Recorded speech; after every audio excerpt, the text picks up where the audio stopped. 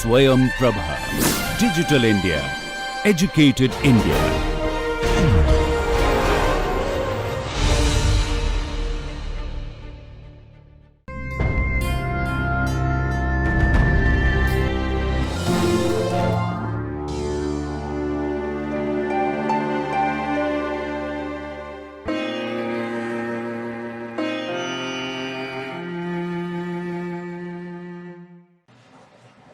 Hello students, welcome to Swayam Prabha, Channel 15, course title Human Resource Management, lecture title Recruitment and Selection Part 2. This is Module 7, Lecture 1. I am Dr. Shoma Sengupta, Associate Professor Commerce, Kamla Nehru College, University of Delhi. In this lecture, we will cover the following topics: concept of selection, difference between recruitment and selection, importance of right selection, steps involved in selection procedure. We will cover the first three steps here: preliminary interview, application form, written examination, and rest of the steps like employment interview, medical examination, reference checks, final approval, contracts of employment in our next lecture. Concept of selection. In the recruitment process, you have received a pool of candidates, potential candidates.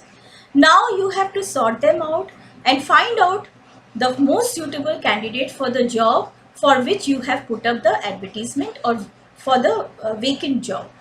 So selection is the process of choosing the most suitable persons out of all the applicants. The individuals with requisite qualification and competence are picked up from out of the pool of the job applicants to fill jobs in the organization. So in this process, we are categorizing the applicants into two categories: suitable and unsuitable. Now this process is described as a negative process because it has a negative connotation in the sense that you are chucking out the unsuitable candidates and selecting the best one. So many of the people, most of the people will be rejected. Only a few will be selected for the jobs in the organization. Hence it is considered as a negative process. Now one definition by Dale Yoder: the hiring process consists of go, no go, gauges. Candidates who qualify a hurdle go to the next stage, while those who do not qualify are dropped out. So at every stage, many of the applicants, they will get rejected and only a few will move to the next level, and so on and so on. And finally, only a very few candidates, according to the number of vacancies, they will be selected for the jobs. So this is about selection. Difference between recruitment and selection. We will discuss different bases of distinguishing between the two. First is meaning. Recruitment is the process of searching candidates and encouraging them to apply for the jobs, while selection is the process of choosing the right candidate out of a pool of candidates. The nature: recruitment is a positive process, and we have discussed that selection is a negative process. The purpose: in recruitment, the purpose is to create a large pool of candidates. In selection, it is to identify the suitable candidates and reject unsuitable ones. Sequence: recruitment precedes selection, and in selection we can write it succeeds recruitment. Contract of service. In recruitment, there is no contract of service. It is just invitation for the applicants. In selection, finally, it leads to a contract of service between the organization and the selected candidate. The process: in recruitment, it involves searching, but in selection, it involves comparison and finally making a choice. Importance of right selection. It is very important for an organization to select the right candidate because it involves a lot of time and effort and cost to finally select a candidate. And if later on you find that he is not the right candidate, then it is very difficult to not only to relieve him but also to readjust that person and also to again undergo the recruitment selection procedure. So it is important that in an organization there should be right selection of candidate. The performance of the superior as well as the organizational performance depends on the performance of the subordinates. So if the candidates is wrongly selected, not only the performance of his supervisor will be affected, but also the overall performance of the organization will be affected. Recruitment and selection, as we said, that it is a costly process, and not only that, it is time consuming. So it is important that it should be done effectively. There are many laws governing the selection of employees. Selection has to be considered keeping in mind all such acts. Right selection increases the stability of the workforce by reducing labor turnover, and also it increases job satisfaction and decreases labor absenteeism. Enumerating the steps involved in the selection procedure, the steps are preliminary interview, application form or application blank, written examination, employment interview, medical examination, reference checks, final approval, and finally contract of employment. We will discuss each one of these steps one by one. The first step is preliminary interview. Now, as the name suggests, it is the initial screening, and generally it takes place at the reception counter only before giving out the form to the candidate.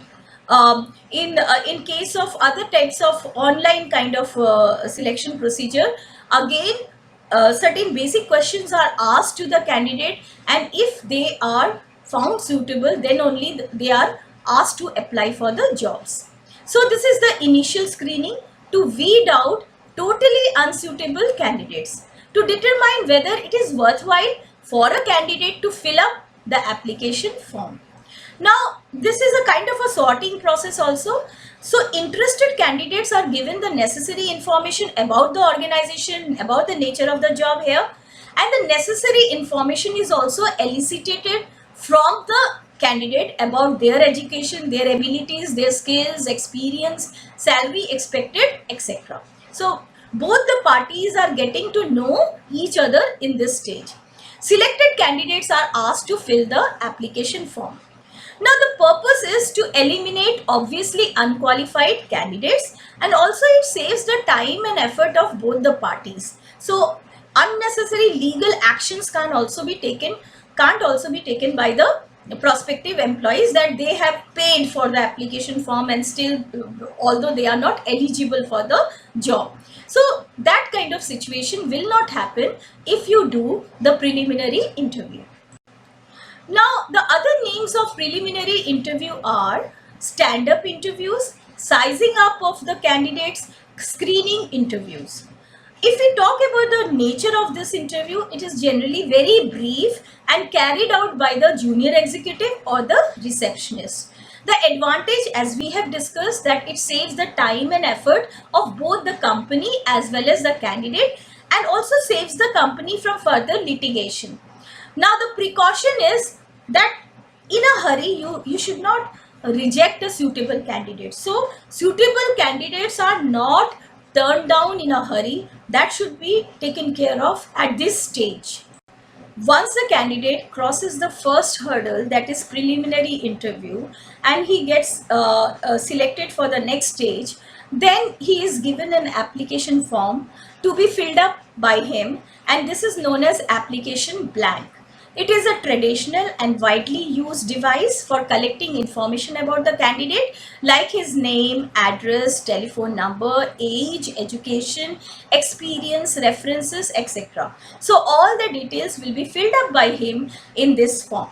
Although they say that the form should be kept simple, yet it should elicit all the required information. Different practices are there regarding designing of the forms. If we talk about small firms, they may decide not to design any form at all. They ask the candidate to leave the information in a blank page. So it can be a free-flowing application with some details. Medium-sized firms, they design a form used for all the jobs. So it's a common form for every job. but big organization, they design different forms for different jobs. So these were the practices, these are the primitive practices, but new practices are coming in whereby new ways of eliciting information are there. There are online forms which have to be filled up by the candidates. The basic information which is collected through application are identifying information like name, address, telephone number, personal information, age, sex, place of birth, marital status, etc. Physical characteristics like height, weight, eyesight, etc. depending upon the type of the job for which the applicant is applying.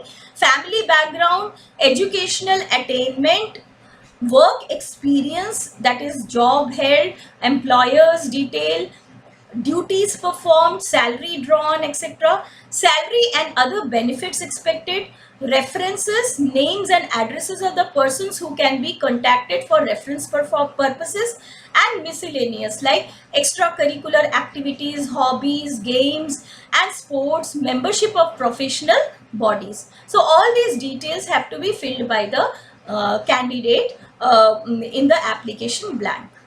An application blank is a very important stage and it serves several purposes. Scrutiny of the form helps to eliminate candidates who lack in any eligibility trait like education, experience, etc. So application blank is the first information about the employee, and you can scrutinize that form to find out the eligibility of the candidate.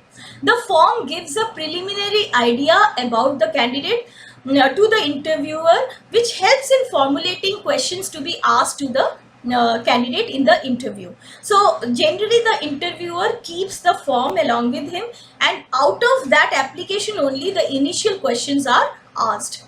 Application forms contain factual information of the data.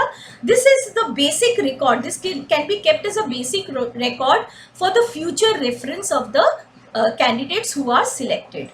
The third stage of the selection process is selection test, and this is very important stage in the selection procedure. All the organization, they don't have selection procedure like this. They may be have a very short selection procedure, but in certain organization whereby they follow all the steps, then selection test is one of the most important stage in the selection procedure. In jobs like say example, if you are going for any of the armed forces, this type of selection test will definitely be there.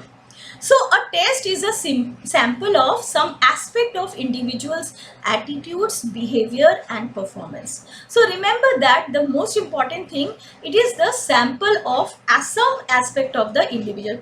It's not the total, you can't analyze the total behavior of an employee, prospective employee, on the basis of a test. So it is the sample of the behavior.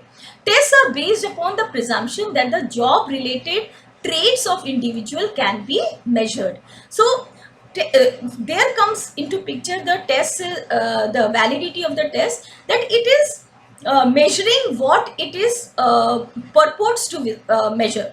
So whatever is the purpose of measuring, that should be fulfilled by the test. So it is based on the presumption that it is measuring the traits required for the job.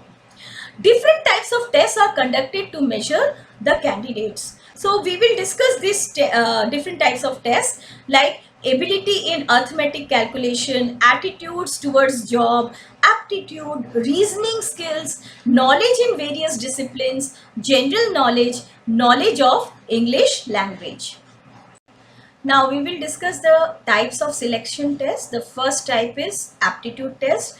It measures the latent ability or potential of a candidate to learn a new job or skill. Now, if there are any defects in a person's sensory and intellectual ability or capacity, that can be detected through aptitude test. It focuses attention on different talents like reasoning, learning, etc. Types of aptitude tests are mental tests. This measures the intelligence quotient, word fluency, memory, reasoning, comprehension, and spatial visualization. There can be mechanical tests to measure capacity to learn a mechanical work, manual dexterity, how you are using your hands and all, perceptual speed, spatial, again visualization, knowledge of techniques. Then comes the psychomotor tests or skill tests. This measures ability to perform a specific job, mental dexterity, motor ability, muscular movement, control and coordination. So these aptitude tests, they not only see the movement of how the worker manages with the machine, how he is using his hands, how efficiently he is doing his work, but also whether he can fluently or talk on a particular topic, memorize certain things, reason it out, or in nutshell, he's not only the intelligence question, but also his mechanical skills. That is tested under aptitude tests. The next test is achievement or proficiency test. It determines the skill and knowledge acquired by the employee or potential candidate through training and experience. It finds out what the person is capable of doing. So types of achievement or proficiency tests can be job knowledge or trade test. Here the potential candidate will be asked to do a particular job and his performance will be checked or measured. So to judge the proficiency of typing, shorthand, calculation, working on machines, this is job test. Then work sample test, candidate is given a piece of work to judge how efficiently he does it. So in the first one, the knowledge is checked. Second one, how he actually performs is checked. That is typing test, accounting test, measuring the time taken and the mistakes committed by the potential candidate. The third type of test is personality test. As it is a pen and paper test to judge the psychological makeup of a person. And also through that you deeply probe and discover the individual's value system, emotional reactions, maturity, motivation, ability to adjust and the interpersonal relations.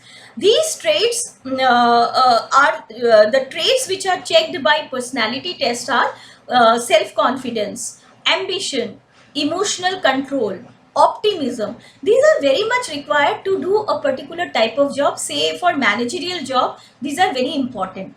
Now this type of jobs are generally criticized as being superficial, and most of the time while conducting the test, the candidate may fake that they have ambition, they have confidence, but actually they might not possess it. So they enact that as if they possess all those things, and so they are considered as superficial, and it is not checking the EQ of the employee. Types of personality tests are objective, projective and situation. In objective tests, it measures objectively neurotic tendencies, self-sufficiency, self-confidence, dominance, submission characteristic. Projective test, it is an ambiguous stimuli, like a picture, an ambiguous picture may be presented to the prospective candidate, and his reactions are sought, which reflects his values, motives and personality. So a picture may be shown and he has to write say 5 lines on that, and those 5 lines which he has written, this will be critically analyzed by some psychologists and to find out his whole makeup. Situation test is like that only. It measures a candidate's reaction when placed in a peculiar situation, his ability to undergo stress and his demonstration of integrity under pressure. Example, group discussion and in-basket methods. These are again a stress-like situation whereby the prospective candidate is competing with others, and in that process he is displaying certain kind of behavioral characteristics. So these are personality tests. Now the last test is interest test, but it is very important test in the sense that if the job matches with the interest of the prospective candidate, then only he can excel.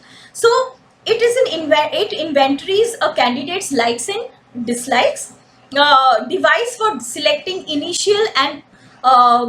initially and also for career planning later. So initially also you can check the interest, and later on also if you can identify specific interest of the employee, so accordingly you can replace him or place him again in certain other jobs according to his interest. So it is a well designed questionnaire is used to determine the likes and dislikes of the candidate. It involves measuring the candidate's area of interest and identifies the kind of work which will satisfy him. This helps in vocational guidance of the employee also. So the basic idea of understanding the basic idea is to understand the interest of the prospective candidate, so that you can find out whether he is suitable for the job or not, first thing, and second thing, whether you have any job which interests him or not, because that in that job only he can excel. Benefits of selection tests. It reduces bias by serving as a supplementary screening device. So why we have used the word supplementary, in the sense that tests cannot be the only criteria of selecting employees, but it can help in the whole process of selection. Other supplementary screening devices can also be used, like interviews and other things. It helps in matching the candidate with the job. So you can find out whether the candidate has the ability to take up this type of job. It reveals information which remains covered up in application form and preliminary interview. So you can find out all hidden information and talents and abilities of the prospective candidate. It should be objective. Most of the time the tests are objective and standardized, and a sample of certain qualities can be found out. It identifies the talents of individuals which might otherwise be overlooked, reduces the cost of the selection and placement, because large number of applicants can be evaluated with the help of a single device within a least possible time. Psychological tests can measure the aptitude of the candidates and predict their success. Tests provide a healthy basis of comparing the applicant's background. Now, there are certain limitations of selection tests. The test generally, if not devised properly, it lacks validity and reliability. It measures only a part of the total information needed to make an accurate selection. So it is a testing is you are testing only a sample of behavior. You cannot get to know the whole makeup of the prospective candidate. Sometimes tests cannot make prediction of chances of success of an applicant, because he might be very nervous during the test, but otherwise he may have the potential to excel in that job. So he is rejected on the basis of test, but he has the potential. So that is a demerit. No test can measure with guarantee the complex combination of characteristics required in numerous positions. So no test is foolproof. For developing a test program, certain things should be kept in mind. First is deciding the objectives. That is, the purpose of the test should be very clear. What it is trying to measure, that should be clear. Otherwise, it will lose its significance. Analyzing the jobs is important. For what type of job, what type of test will be there. So that is, you have to first study the job in detail and then find out the device to measure certain characteristics necessary for doing the job. Choosing the test is very important again, because we have seen that there are so many types of tests. Now, the purpose of the test will decide the method of or technique of testing. Administering the test is again very important. How you are administering it, who are the people who are testing, who are the evaluators or assessors, that has to be decided. Establishing criteria for job success is also very important, in the sense that what traits you are looking for which will lead to success in the job. Finally, result analysis. Analyzing the results of the test is very difficult task, especially the psychological ones. You need the help of a psychologist to interpret such type of tests. So that's why interpreting the results, analyzing them, assessing the candidates, and finally selecting or moving the candidate to the next stage, this whole of the thing forms the part of the test program. Precautions in the use of tests. So certain criteria a test should fulfill. First is validity. That is the degree to which it measures what it is intended to measure. It means that if you are measuring numerical aptitude of the individuals, you have to decide what type of numerical aptitude, and the test should be framed accordingly.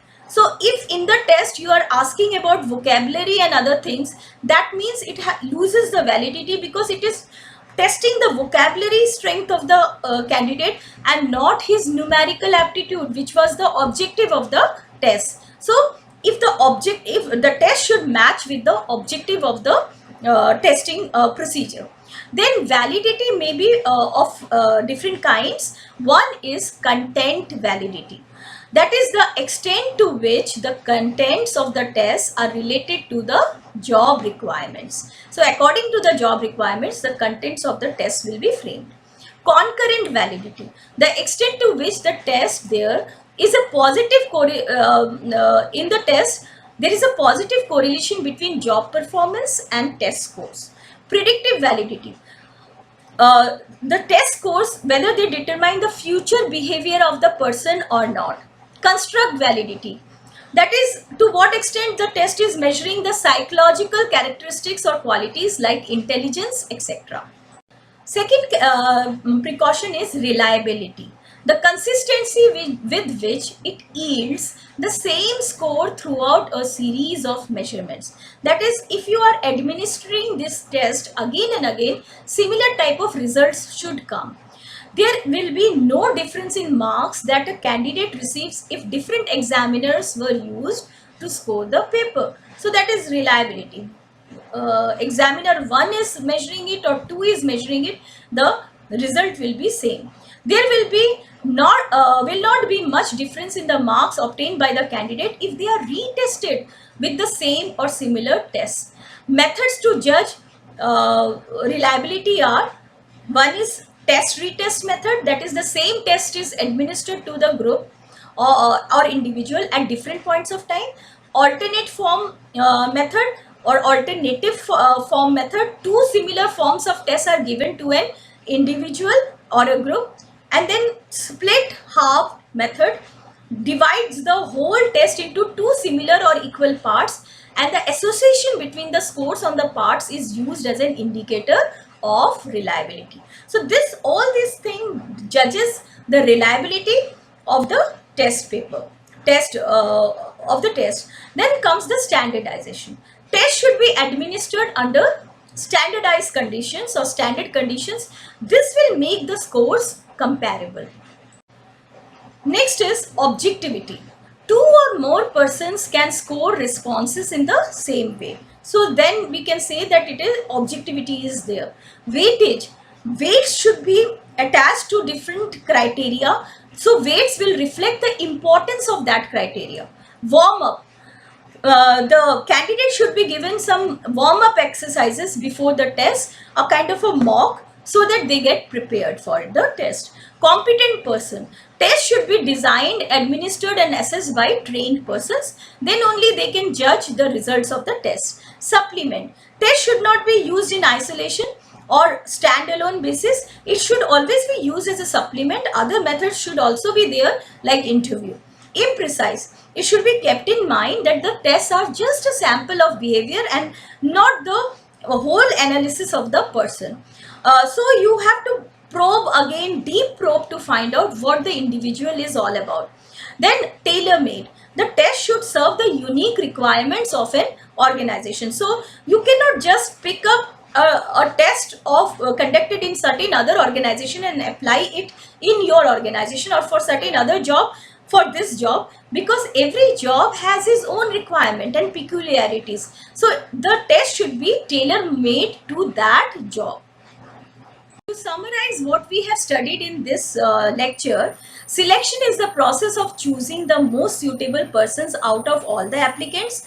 There are certain steps involved, like preliminary interview, application, form, written examination, employment interview, medical examination, reference check, final approval and contract of employment. Preliminary interview takes place at the reception to weed out unsuitable candidates. Application form is a traditional way for collecting information of the candidate from the candidate about his name, address, telephone number, etc. A test is a sample of some aspects of an individual's attitude, behavior, and performance. The types of tests are aptitude tests, achievement and proficiency tests, personality tests, and interest tests. References are books by Flippo, C.B. Gupta, as well as Dale Yoder. So this was Module 7, Lecture 1 of Recruitment and Selection, Part 2.